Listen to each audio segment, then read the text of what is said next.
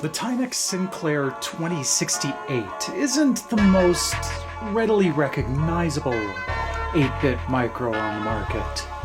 Typically in this category you'll think of something like the Commodore 64, or the Atari 8-bit family, or the ZX Spectrum. But it's that last one we'll be taking a look at today. The 2068 is based on the same hardware as the ZX Spectrum, which I've wanted to poke at for quite a while. But having to convert it to run on US standards for such a primitive library just seemed like way too much more trouble than it was worth. So the whole reason I grabbed one when I saw one for sale comes down to this little guy right here.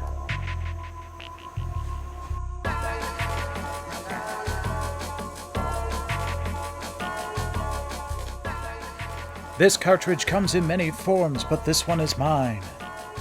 On it, you will find the ROM from the ZX Spectrum in its entirety, bridging the compatibility gap between Timex software and the far more prolific library of its British cousin. The big bonus here is that since the Timex Sinclair was released in the US, it's built to our video and power standards.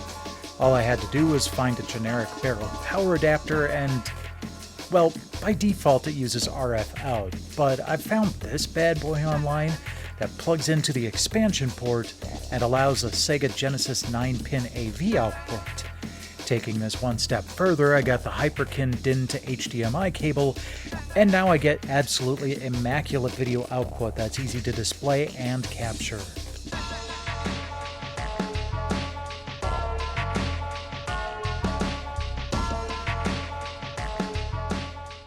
Once we're all hooked up, all we need to do to make the magic happen is to execute a simple short line of code, and oh my god, how does this keyboard even work? I'm no beginner when it comes to older hardware, but I have to say this keyboard is one of the most convoluted things I've ever had to deal with. Normally you just start typing letters and off you go, but you have to press the caps shift key just to get there.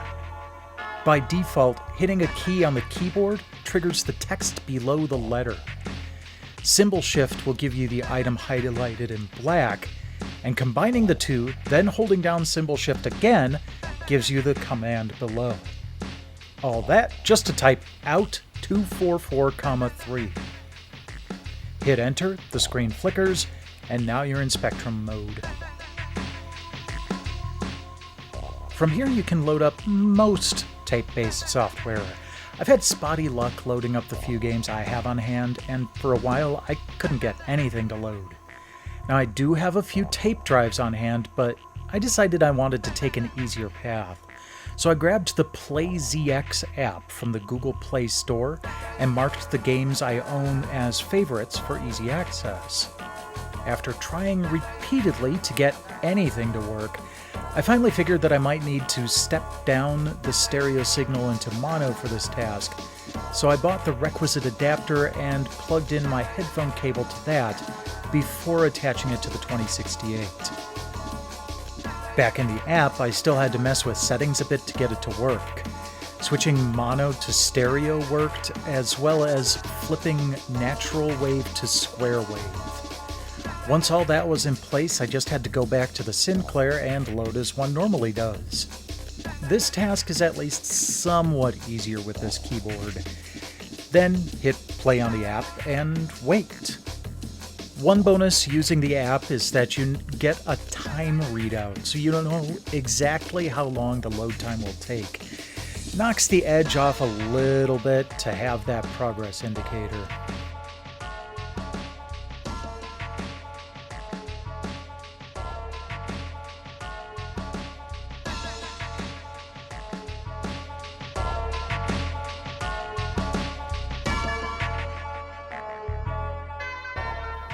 Once it's done loading, have at it. Even though the Timex Sinclair has 2 built-in joystick ports, they don't tend to work with the Spectrum games by default. I've seen some adapters online to allow Atari standard controllers to work, but I haven't had the chance to try them myself yet. Most games for the ZX Spectrum use the keyboard since the original device didn't have built-in controller ports, so you'll just need to use that method for gameplay. Here are just a few games I poked around with while using this hardware setup.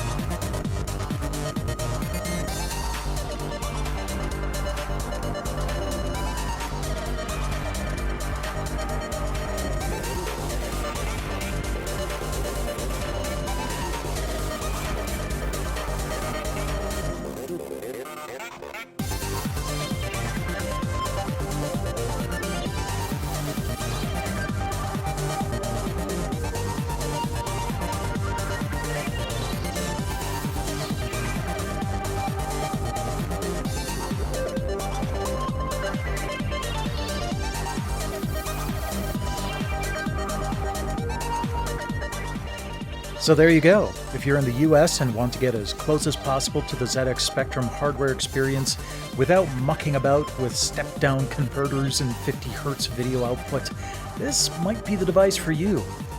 If you're curious about Spectrum games but don't want to go through all the remaining hassle, just go fire up Antstream. That'll get you close enough to the wonder and majesty of Spectrum gaming!